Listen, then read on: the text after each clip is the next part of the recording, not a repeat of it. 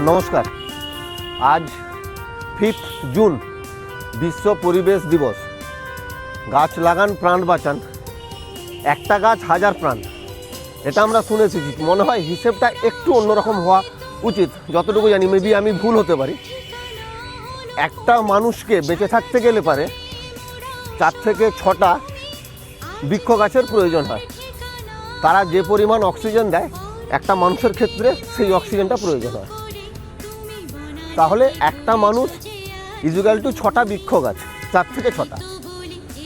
নর্মালিভাবে যদি আমরা অন্যভাবে ভাবি, একটা মানুষ পরিবেশ থেকে অক্সিজেন নেবে না। যদি অক্সিজেন সিলিন্ডার কিনে সারা জীবন বাঁচার চেষ্টা করে, মোটামুটি একদিনে 7 থেকে 800 টাকার অক্সিজেনের প্রয়োজন হবে।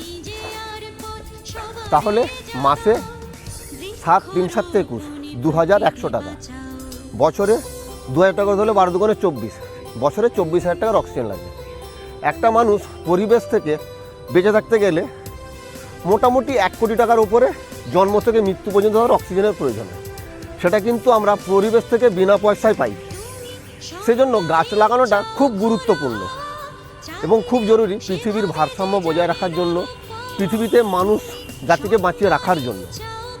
আর এই শখ ছোটোবেলা থেকেই। আপনারা হয়তো অনেকে জানেন বা অনেকে জানেন না, কোলাঘাট 3 নম্বর রেল ব্রিজের নিচে সাল খুব সম্ভব 82 থেকে 86 সাল পর্যন্ত সরকারি উদ্যোগে চারা গাছ বিতরণ হতো। টোকন কেটে খাতায় এন্ট্রি করে 10 রকমের 10টা গাছ নিয়ে 100টা গাছ প্রতি বছর ওটা দেওয়া হতো।